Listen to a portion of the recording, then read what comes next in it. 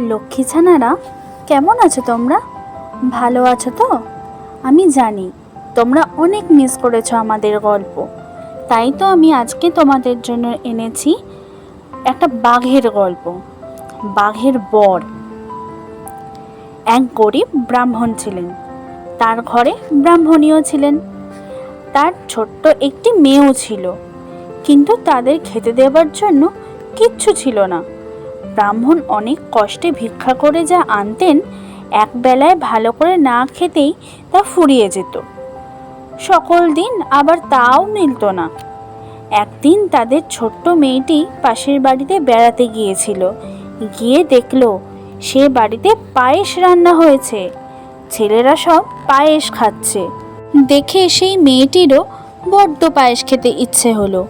তাই সে বাড়ি এসে তার মাকে বললে, মা, আমাকে পায়েস করে দাও না, আমি পায়েস খাবো। তা শুনে তার মা কাঁদতে লাগলেন।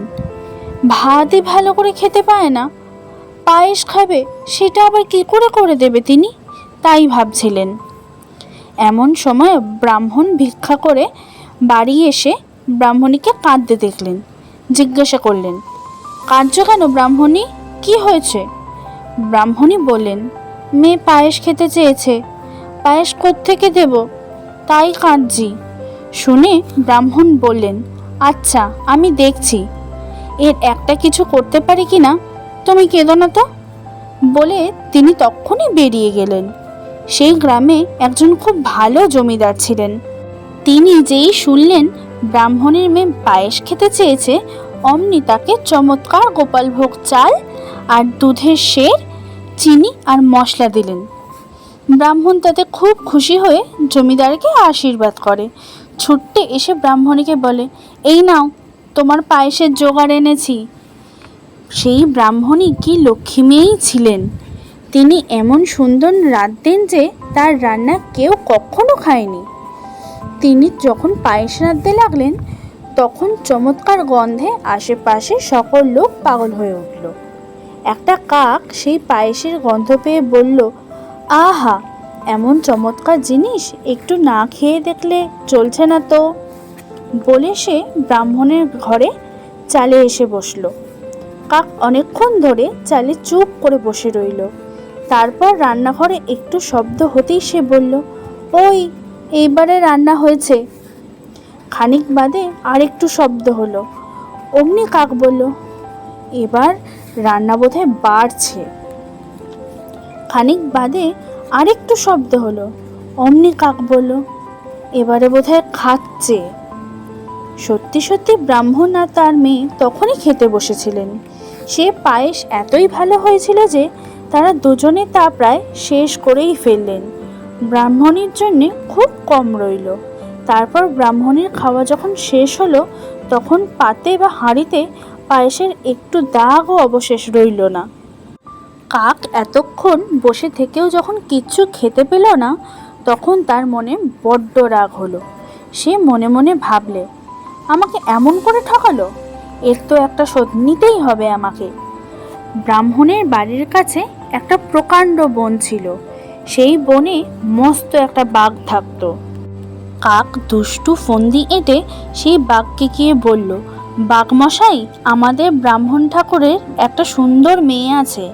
আপনি এমন সুন্দর বর, আপনার সঙ্গে মেয়েটির বিয়ে হলে বড় ভালো হয়। বাঘ বললে, বিয়ে ঠিক করে দেবার তুমি কে হে? আমি কথা গেলেই তো তারা ছুটে পালাবে। তুমি কি পারবে কিছু করতে?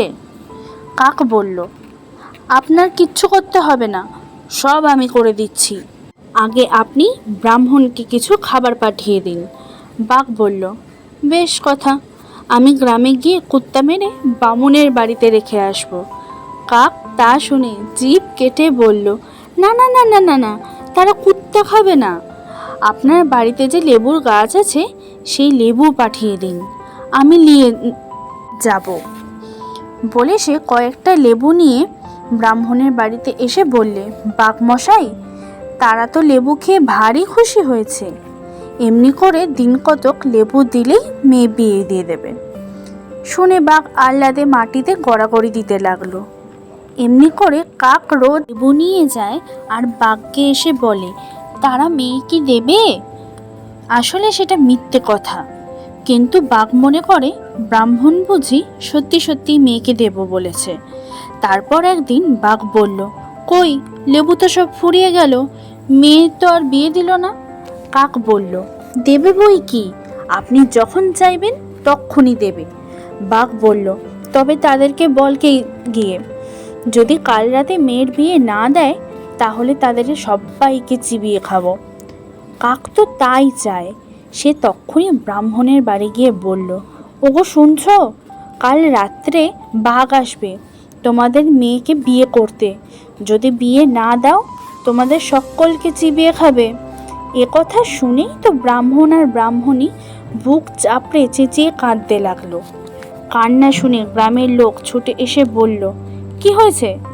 ব্রাহ্মণ কাঁদতে কাঁদতে বলল, কাল বাঘ আসবে আমাদের মেয়েকে বিয়ে করতে, আর বিয়ে না দিলে আমাদের সবাইকে চিবিয়ে খাবে বলেছে।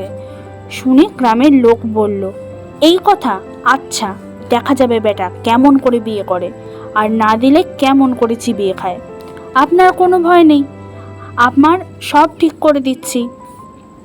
বলে তারা বাঘের কাছে খবর পাঠিয়ে দিল, বাঘ মশাই, আপনার মতন এত ভালো বর কি আর হবে? আপনি পোশাক পরে আসবেন, সবার মাঝখানে বসবেন, গান বাজনা শুনবেন, নিমন্ত্রণ খাবেন, তারপর বেশ ভালো মতো করে বিয়ে করে চলে যাবেন। তারপর তারা সকলে মিলে ব্রাহ্মণের উঠোনে 300 উনুন কেটে তাতে 300 হাঁড়ি তেল চড়ালো, কুয়োর ওপর চমৎকার বিছানা করে রাখলো। তারপর ঢাক বাজিয়ে খুব শোরগোল করতে লাগলো। সেই বাঘ গোলমাল শুনে বলল, ওই রে, আমার বিয়ের ধুম লেগেছে। তখন সে তাড়াতাড়ি জামা জোর পরে পাগড়ি এঁটে নাচতে নাচতে এসে ব্রাহ্মণের বাড়ি উপস্থিত হলো।